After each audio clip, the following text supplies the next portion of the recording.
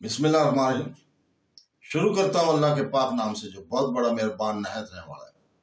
दोस्तों, बहनों, भाइयों, बुजुर्गों, अस्सलाम वालेकुम वरहमतुल्लाहि वबरकातुहू। तारीख़ इस्लाम में हज़रत खालिद बिन वलीद की दास्तान की 176 नंबर किस्त में हम आपको खुशामदीद करते हैं। तो दोस्तों, हम बात कर रहे थे कल की किस्त में हज़रत अबू उबैदा रज़ियल्लाहु तआला अन्हु ने हज़रत खालिद बिन वलीद की तरफ देख कर कहा कि हमारी तादाद इस वक्त कितनी होगी। हमारी तादाद पहले से कुछ ज्यादा हो सकती है। हज़रत खालिद बिन वलीद ने कहा, पिछली लड़ाइयों में जो मुजाहिदीन जख्मी हुए थे वो अल्हम्दुलिल्लाह सेहतयाब होकर वापस आ चुके हैं। मेरे अंदाजे के मुताबिक हमारी नफरी 30,000 तक हो जाएगी। हमें एक सहूलत और हासिल हो गई है। एक सहूलत और हासिल हो गई है, वो ये है कि मुजाहिदीन ने काफी आराम कर लिया। अबू उबैदा रज़ियल्लाहु तआला अन्हु ने और खालिद बिन वलीद ने मिलकर मंसूबा तैयार किया कि रूमियों के इस लश्कर का मुकाबला किस तरह किया जाए। हजरत अमीरुल मोमिनीन हजरत उमर रज़ियल्लाहु तआला अन्हु ने मुआज पर लड़ने वाले सलारों पर यह पाबंदी ऐद कर दी थी कि किसी बड़ी जंग का मंसूबा बनाकर इनसे मंजूर कराया जाए। हजरत उमर रज़ियल्लाहु तआला अन्हु गैर मामूली फहम और फरासत के मालिक थे। बाद जंग की प्लानिंग वो खुद मदीना बैठकर करते और मुआज को भेजते थे। अबू उबैदा रज़ियल्लाहु तआला ने इस पाबंदी के मुताबिक एक तेज रफ्तार कासिद मदीना को रवाना कर दिया। इसे जो पैगाम दिया गया था इसमें नई सूरत लिखी गई थी और मजवजा मंसूबा भी तहरीर था। वक्त बहुत थोड़ा था। दुश्मन बेतहाशा नफरी के साथ लाया था।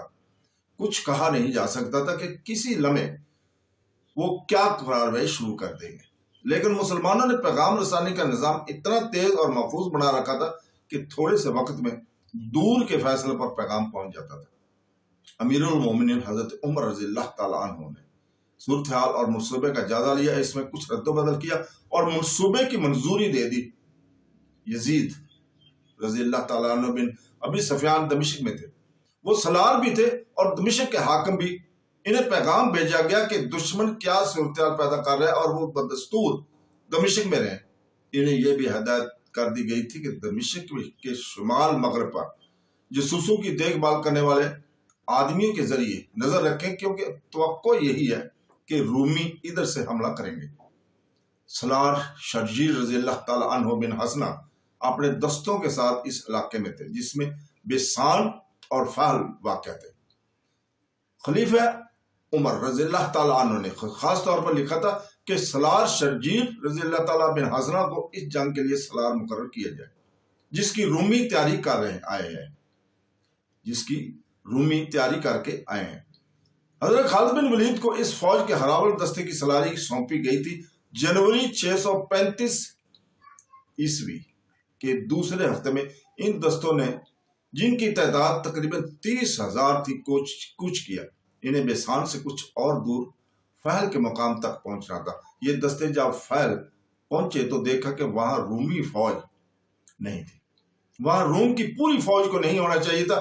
खबर मिली कि चंद एक दस्ते वहां मौजूद थे, लेकिन ये दस्ते जा चुके थे। वहां की मकामी लोगों ने बताया कि रूमियों के दस्ते बेसान चले गए जहां इनके पूरे लश्कर का इज्तिमा है। मुसलमान आगे बढ़ना चाहते थे, लेकिन दरिया के दोनों अतराफ दूर दूर तक दलदल थी जिसमें गुजरना नामुमकिन नहीं था। बास मौरखों ने यहाँ पे लिखा है कि ये दलदल दरिया के दोनों किनारे से लेकर एक एक मील दूर तक फैली हुई थी। ये इलाका सतह समुद्र से कई 100 फुट नीचे था और वहां इस दौर में निक्षेप ज्यादा थे। देखा गया कि वहां दरिया के किनारे टूटे हुए नहीं थे। फिर ये पानी कहां से आ गया था जिसने इस निक्षेपी इलाकों को दलदल बना दिया। कुछ दूर ऊपर जाकर देख के एक मुकामी आदमी ने बताया फेल में रूमी फौज के दस्ते रहते थे। वो यहां से चले गए। ऊपर की तरफ जाकर उन्होंने दरिया में पत्थरों का बंद बांधा और दोनों किनारे तोड़ दिए। इस तरह ऊपर से यह पानी यहां तक आकर जमा हो गया और फैलता गया।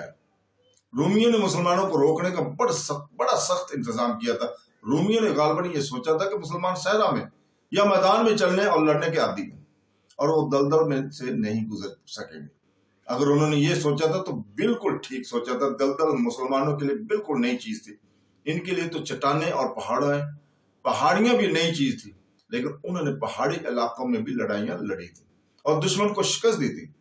وہ دلدل میں سے بھی گزر جاتے، لیکن ان کے پاس اتنا وقت نہیں تھا۔ سالار شرجیل رضی اللہ تعالیٰ نے دلدل سے کچھ دور ہٹ کر اپنے دوستوں اور دستوں کو ایک ترتیب میں کر دیا۔ دائیں اور بائیں پنوں پر ابو عبیدہ رضی اللہ تعالیٰ عنہ اور عمرو رضی اللہ تعالیٰ عنہ، عمرو بن عاص تھے۔ سوار دستے کی کمان زرار بن ازوار کو دی گئی تھی۔ خالد رضی اللہ تعالیٰ عنہ کو وہ دستے دیے گئے تھے جنہیں بیسان کی طرف جانا تھا۔ حضرت خالد بن ولید ہراول میں تھے۔ کچھ آگے گئے تو دلدل نے ان کے پاؤں جکڑ لیے۔ خالد بن ولید رضی اللہ تعالیٰ عنہ اپنی عادت کے مطابق دلدل میں سے گزرنے کی کوشش کرنے لگے، لیکن دلدل زیادہ ہی ہوتی گئی اور وہ مقام آ گیا جہاں دلدل میں سے پاؤں نکالنا بھی ناممکن ہو گیا۔ چنانچہ وہ دلدل میں سے نکلنے لگے، نکلنا بھی دشوار ہو گیا تھا ان کا۔ بڑی کوشش کے بعد حضرت خالد بن ولید اپنے دستوں کے ساتھ دلدل سے نکلے اور واپس فال پہنچ گئے۔ رومی سالار سکلار تجربہ کار سالار تھا، وہ جنگ کے لیے بالکل تیار تھا۔ مورخ لکھتے ہیں کہ وہ اپنے اس دھوکے کو کامیاب سمجھتا تھا کہ مسلمان دلدل میں سے نہیں نکل سکے گے۔ اسی دلدلی علاقے میں ایسی جگہ بھی تھی جہاں پانی کے نیچے زمین بہت سخت تھی اور وہاں کیچڑ نہیں تھا، وہاں سے آسانی سے گزرا جا سکتا تھا۔ اس قسم کے راستے کا علم صرف رومیوں کو تھا۔ سکلار نے اپنے لشکر سے کچھ دستے لاک کیے اور انہیں ایک جگہ اکٹھا کیا۔ عظمت روم کے پاس بانو، اس نے اپنے لشکر سے کہا، آج تمہارا دشمن پھندے میں آ گیا، مسلمان دلدل میں سے نہیں گزر سکے، انہوں نے دلدل سے پرے فیل کے مقام پر پڑاؤ ڈال دیا ہے۔ ہم اسی دلدل میں سے جس میں سے مسلمان نہیں گزر سکے انہیں گزر کر دکھائیں گے۔ وہ سمجھتے ہوں گے کہ ان کے آگے دلدل ہے جو انہیں ہم سے محفوظ رکھے گی، ہم رات کو حملہ کریں گے۔ اس وقت وہ اپنے پڑاؤ میں گہری نیند سوئے ہوئے ہوں گے۔ اے رومیوں، یہ رات کی لڑائی ہوگی جو آسان نہیں ہوتی، لیکن آج تمہیں اپنے ان ساتھیوں کے خون کا بدلہ لینا ہے جو اب تک مسلمانوں کے ہاتھوں مارے گئے ہیں۔ تمہیں اپنا شکار سویا ہوا ملے گا، کوئی ایک بھی زندہ نہ نکل کر جائے۔ ان کے گھوڑے، ان کے ہتھیار اور ان کے پاس ہمارا لوٹا ہوا جو مال ہے وہ سب تمہارا ہے۔ اگر تم ان سب کو ختم کر دو گے تو سمجھو تم نے اسلام کو ختم کر دیا، اور یہی ہمارا مقصد ہے۔ شہنشاہ ہرکل نے یہ وہم دور کر دو، شہنشاہ ہرکل کا یہ وہم دور کر دو کہ ہم مسلمانوں کو شکست دے ہی نہیں سکتے۔ رومی سپاہی یہ سن کر کہ وہ اپنے دشمن کو بے خبری میں جا لیں گے، جوش سے پھٹنے لگے۔ ان میں کچھ ایسے بھی تھے جو پہلے لڑائیوں میں مسلمانوں کے ہاتھوں زخمی ہوئے تھے، کئی بھاگ بھی گئے تھے، اور وہ دانت پیس رہے تھے، وہ انتقام کی آگ میں جل رہے تھے، اور وہ مسلمانوں کو اپنی تلواروں سے کٹتا اور برچھیوں سے چھلنی ہوتا دیکھ رہے تھے۔ اسی سنہ میں 23 جنوری سن 635 بمطابق 27 ذکا 13 ہجری کا سورج غروب ہو گیا تو رومیوں کے سالار سکلار نے اپنے فوج کو تیاری کا حکم دے دیا۔ شام بڑی تیزی سے تاریک ہوتی گئی۔ سکلار نے پیش قدمی کا حکم دے دیا۔ اس دلدل سے گزرنے کا راستہ معلوم تھا، اپنے دستوں کو اس نے اس راستے سے گزارا۔ جب تمام دستے گزر آئے تو سکلار نے انہیں اس ترتیب میں کر لیا جس ترتیب میں حملہ کرنا تھا۔ یہ حملہ نہیں شب خون تھا اور یہ یک طرفہ کاروائی تھی۔ اس ترتیب میں سکلار نے اپنے دستوں کو مخل کے طرف پیش قدمی کا حکم دیا۔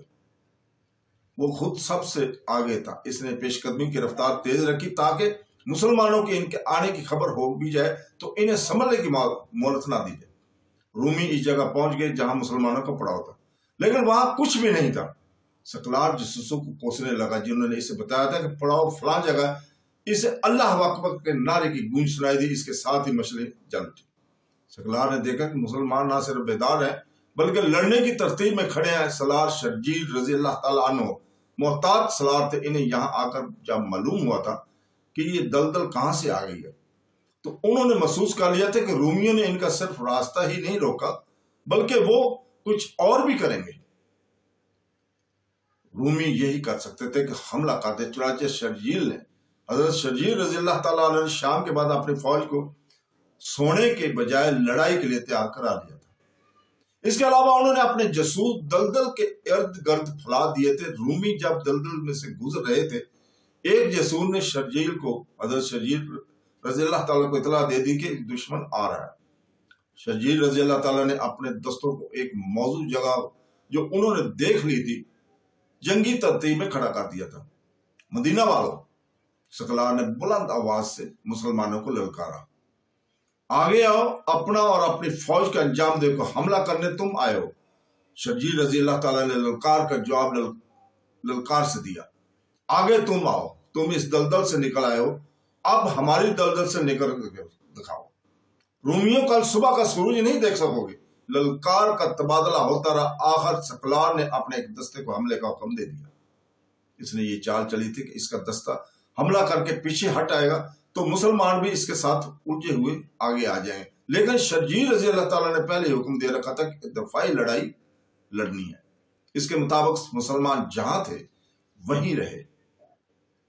रूमी मौजों की सूरत में इन पर हमला करते थे और मुसलमान हमला रोकते थे, अपनी तरतीब नहीं तोड़ते थे। सलार शर्जील रजी अल्लाह ताला रात के वक्त चाल चलने का खतरा मोल नहीं लेना चाहते थे। इनकी नफरी रूमियों के मुकाबले में बहुत थोड़ी थी, इसे वो कारगर अंदाज से दिन की रोशनी में इस्तेमाल कर सकते थे।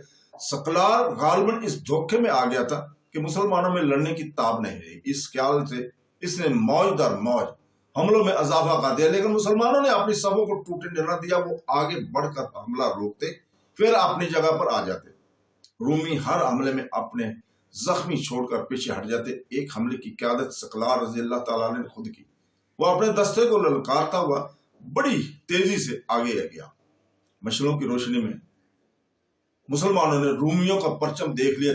चंद एक मुजाहिदीन रूमियों में घुस गए और सकलार को घेर लिया। इसके मुहाफिजों ने इसे अपने हसार में लिया। मुहाफिज भी जिगरी से लड़े और इस दौरान सकलार निकलने की कोशिश करता रहा, लेकिन वो अपने मुहाफिजों के हसार से जहां भी निकलता मुसलमान इसे रोक लेते थे।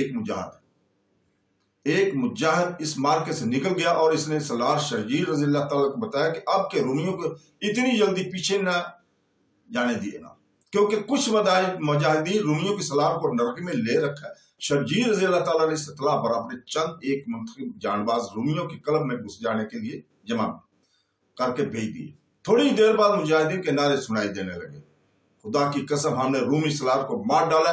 रूमियों अपना परचम उठाओ, अपने सलार की लाश ले जाओ। रूमियों ने देखा इनका परचम इन्हें नजर नहीं आ रहा और इन्हें अपने सलार की ललकार भी सुनाई नहीं दे रही थी। इनमें बददिली फैलने लगी, लेकिन किसी नायब सलार ने परचम उठा लिया और लड़ाई जारी रखी। तो दोस्तों, इसके साथ इजाजत, अल्लाह हाफ़िज़।